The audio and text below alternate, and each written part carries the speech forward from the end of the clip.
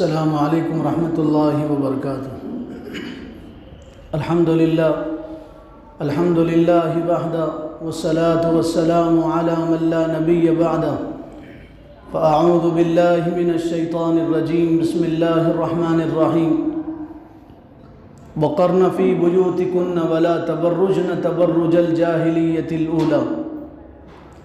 वक़ाल अन्नबिय्यु सल्लल्लाहु अलैहि वसल्लम अलमरअतु औरतुन इज़ा इस्तख़रजहा इस्तशरफ़हा शैतान औ कमा क़ाल अलैहिस्सलातु वस्सलाम। अल्लाह ताला ने हम तमाम के साथ बेइंतहा करम का, शफ़क़त का, मोहब्बत का, इनायत का मामला किया। उसने जुमा की नूरानी और इरफ़ानी और बाबरकत घड़ियों में अपने पाक बारगाह में हाज़िरी की तौफ़ीक़ अता फ़रमाई। दुआ कीजिए अल्लाह ताला हम सब के हाज़िर होने को, जमा होने को, जुड़ने को, सुनने सुनाने को, दुआ के लिए हाथ उठाने को कबूल फरमा लें। और दुआ कीजिए मस्जिद के बाहर कदम रखने से पहले अल्लाह हम तमाम को अपने नेक बंदों में शामिल कर लें। गुज़िश्ता कई दिनों से हमारी रियासत कर्नाटक में हिजाब के ताल्लुक़ से एक हंगामा बरपा है और अब तो ये नेशनल मामला हो गया, पूरे हिंदुस्तान में ये मामला चल रहा, बल्कि अब तो इंटरनेशनल मामला हो गया, पूरे आलम में और दुनिया में ये मसला चल रहा है। और कर्नाटक अमन का इलाका था, सलामती का इलाका था। लोग कर्नाटक के बारे में सोचते थे कि ये तालीमी इलाका है। अब कर्नाटक की पूरी छवि इस एक वाक़ये से ख़राब हो गई है और कर्नाटक के बारे में लोग अब ये तसव्वुर कर रहे हैं कि कर्नाटक में भी निचले तबके के लोग, मुसलमान महफूज नहीं हैं। कर्नाटक में अब लोग महफूज नहीं हैं। पिछले दिनों कुछ मुस्लिम लड़कियों ने हिजाब के साथ, पर्दे के साथ कॉलेज में दाखिल होना चाहा तो लोगों ने उनको रोका, कॉलेज इंतज़ामिया में रोका। ये हिंदुस्तान की तारीख़ का बदतरीन वाक़या है। मुस्लिम बच्चियों को हिजाब पहनने से रोका गया और कहा गया अगर तुम हिजाब पहन के आओगी तो तुम तालीम नहीं हासिल कर सकते, हिजाब के साथ हम तुम्हें कॉलेज में दाखिल होने नहीं देंगे। और उनको कॉलेज के गेट पर रोक दिया गया। अफसोस पढ़ाने वाले मौल्लिम ने रोका, कॉलेज इंतज़ामिया ने रोका। ये बात समझ में नहीं आती, लिबास का तालीम से क्या ताल्लुक़ है।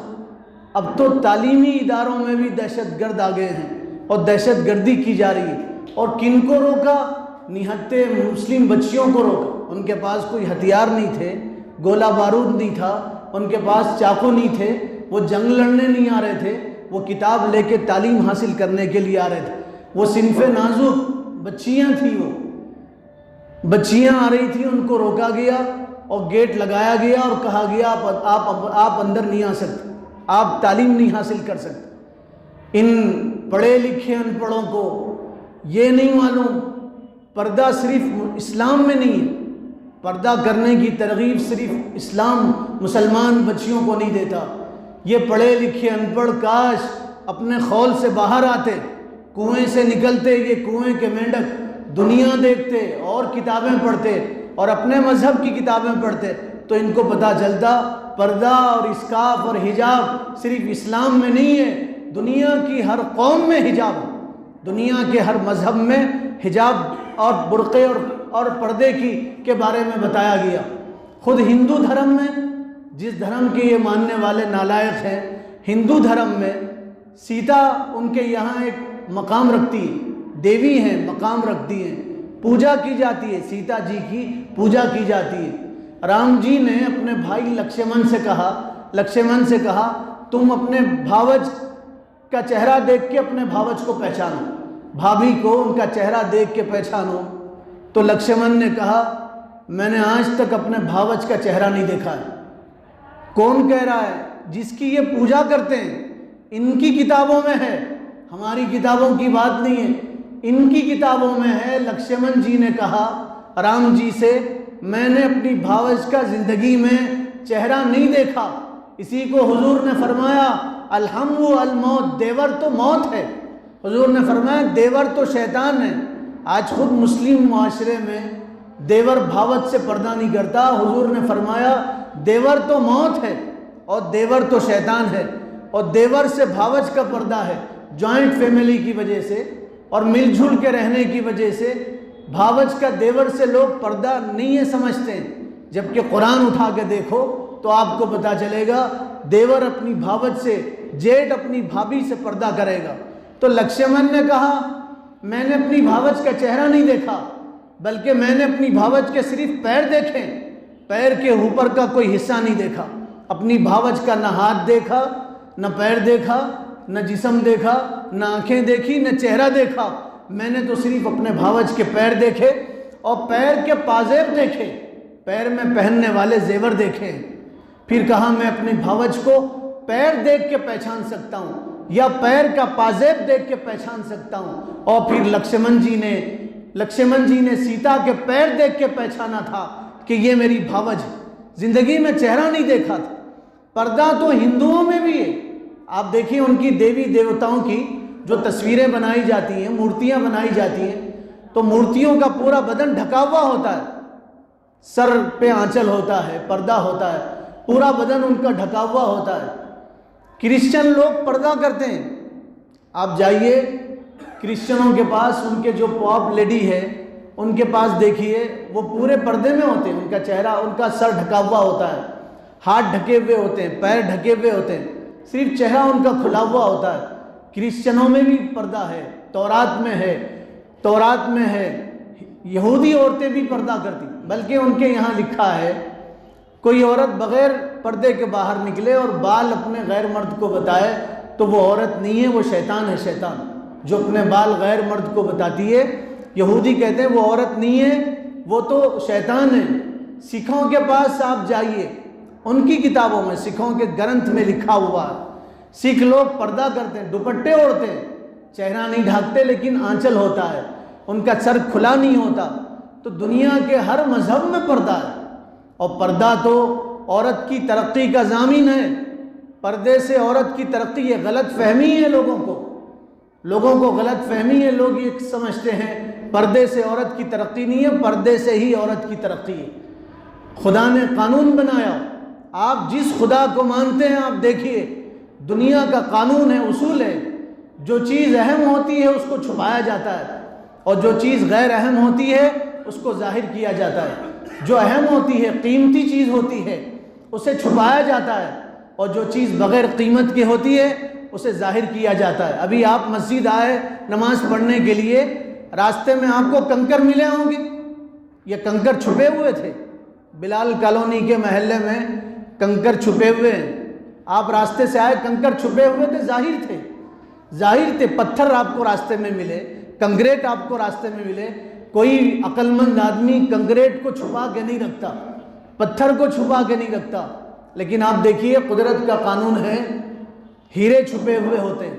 हीरे मिले आपको रास्ते में, आप रास्ते में आए, आपको पत्थर तो मिले होंगे, हीरे नहीं मिले। हीरे छुपे हुए होते, कान में होते हैं, अंदर होते हैं, ज़मीन के अंदर अल्लाह ने उसको छुपा के रखा। क्यों? हीरे कीमती होते हैं, जो चीज़ कीमती होती है उसको छुपाया जाता है। सीपी मोती सीपी में होते हैं, समंदर की तह में होते हैं, गोता डाल के उसको निकालना पड़ता है।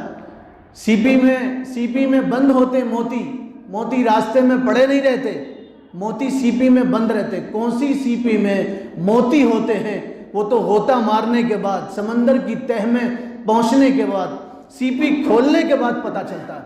तो जो चीज़ अहम होती है, कुदरत का कानून है, उसको छुपाया जाता है। हम भी अपनी ज़िंदगी में जो चीज़ अहम होती है उसको छुपाते हैं। कचरा छुपाते हैं या कूड़ेदान में बाहर डालते हैं? आपका तजुर्बा है।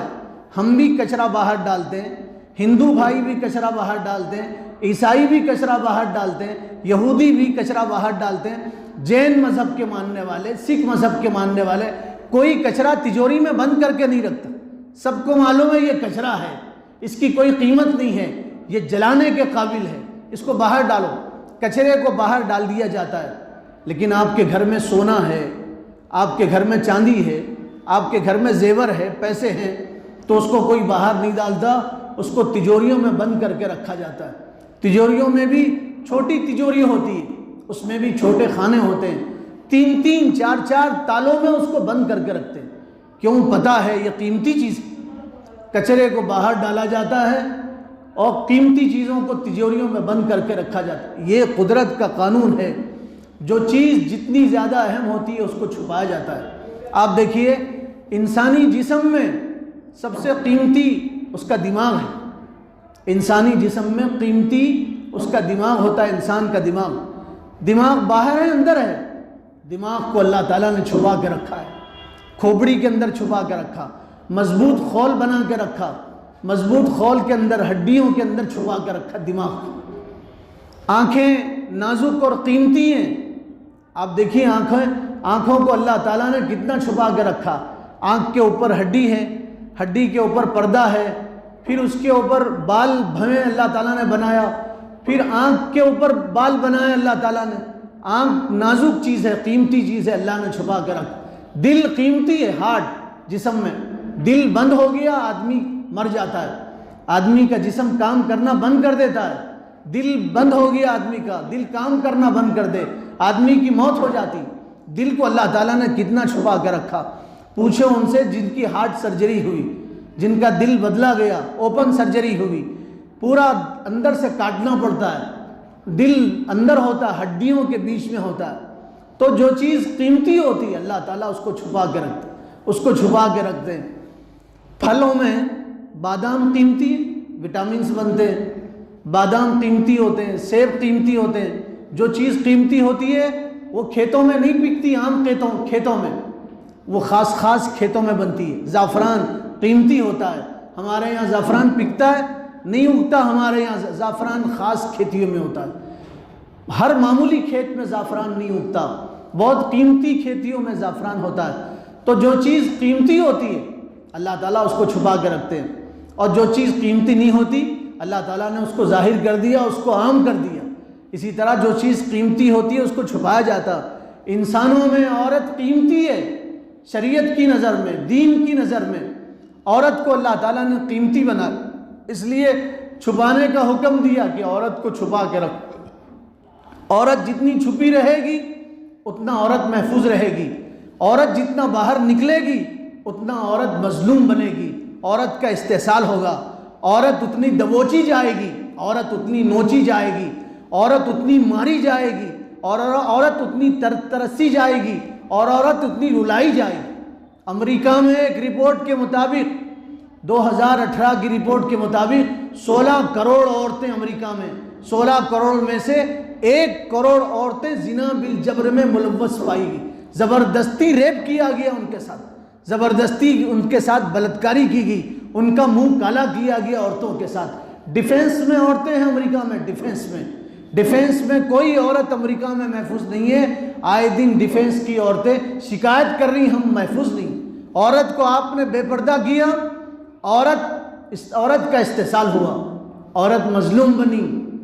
टॉप 10 दुनिया के टॉप 10 मुल्कों की लिस्ट बनाई गई थी, वो 10 ममालिक जिसमें औरतें मजलूम बनी हुई हैं। उन 10 मुल्कों में कनाडा, उन 10 मुल्कों में अमेरिका, और अफसोस के साथ कहना पड़ता उन 10 मुल्कों में हिंदुस्तान भी है। उन 10 मुल्कों में, टॉप 10 मुल्कों में, मैं नहीं बता रहा, ये आपकी रिपोर्ट, हिंदुस्तानी हुकूमत ने जो रिपोर्ट शाये किया उनकी रिपोर्ट है।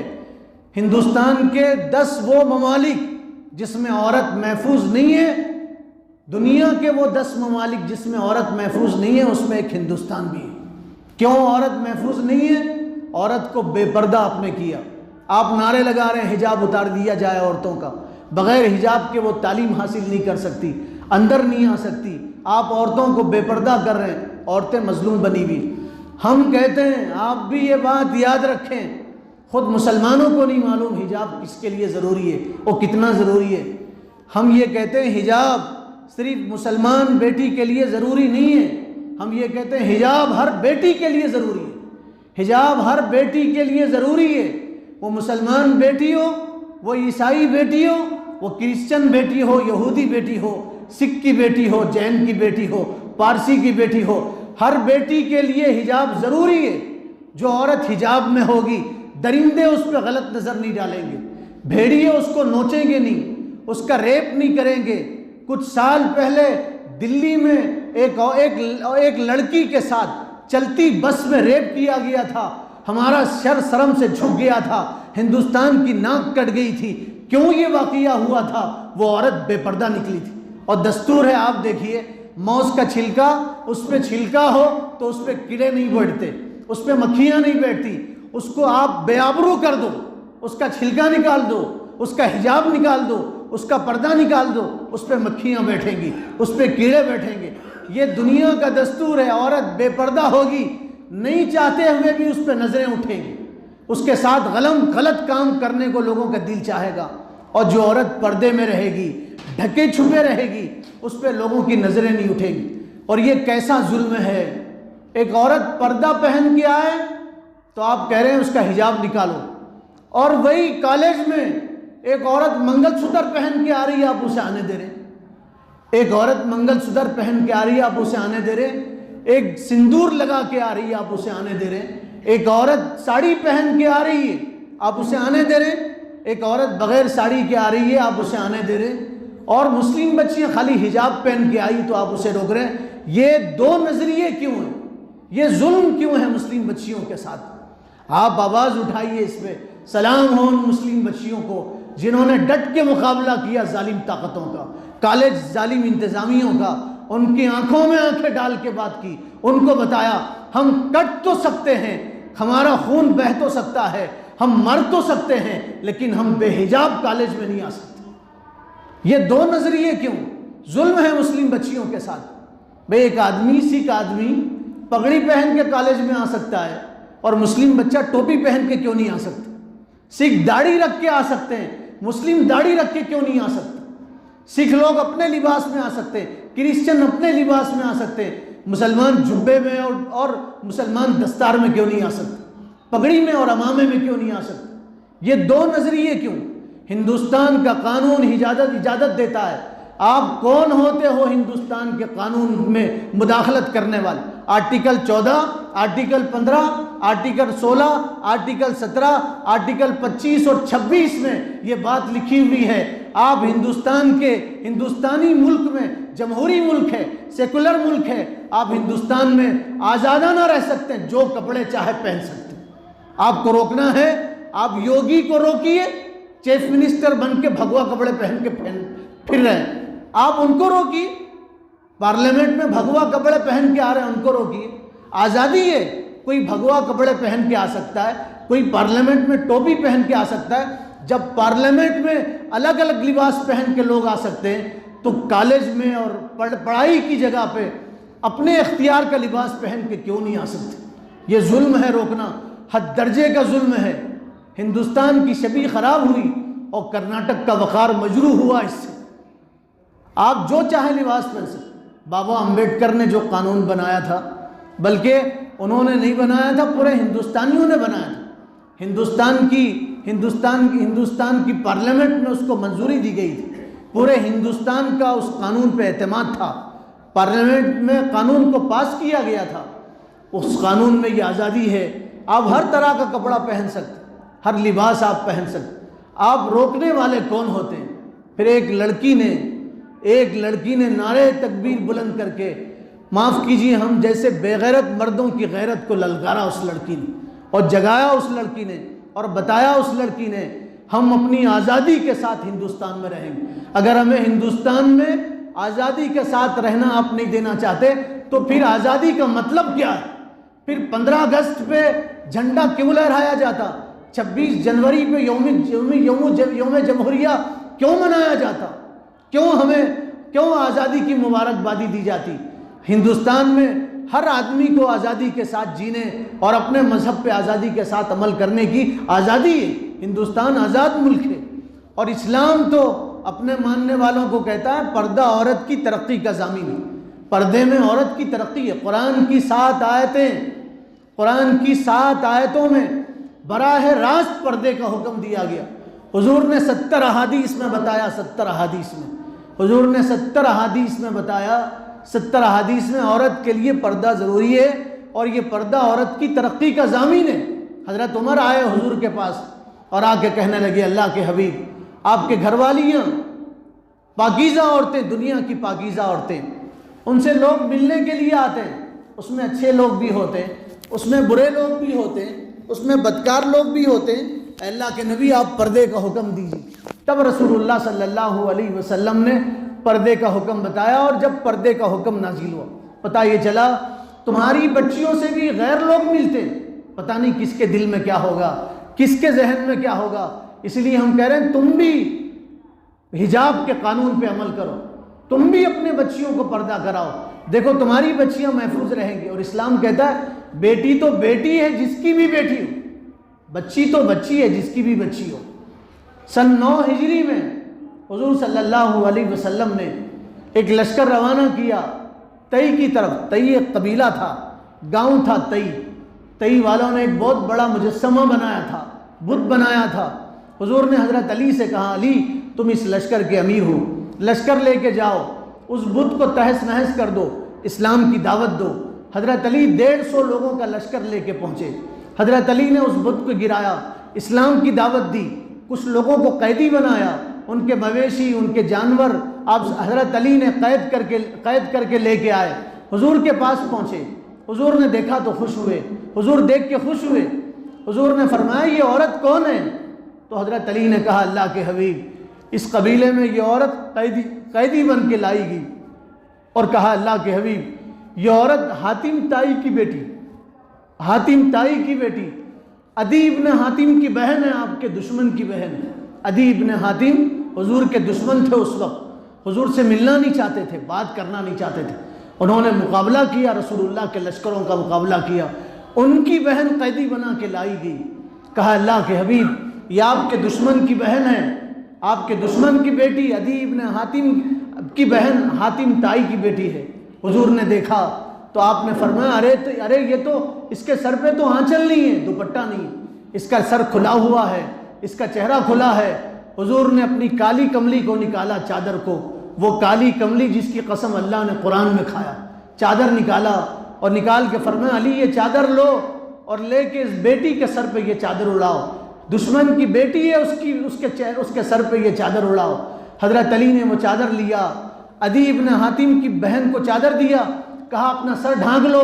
उन्होंने सर ढांका तो किसी ने पूछा ये तो आपके दुश्मन की बेटी और बहन है, आप इसको चादर उड़ा रहे हैं। हुजूर ने फरमाया बेटी बेटी है वो जिसकी भी बेटी, मेरी बेटी फातिमा बेटी, अदी की बहन और हातिम की बेटी वो भी मेरी बेटी जैसी, बेटी बेटी है जिसकी भी बेटी हो, उसका सर खुला नहीं होना चाहिए, उसका सर ढका हुआ होना चाहिए।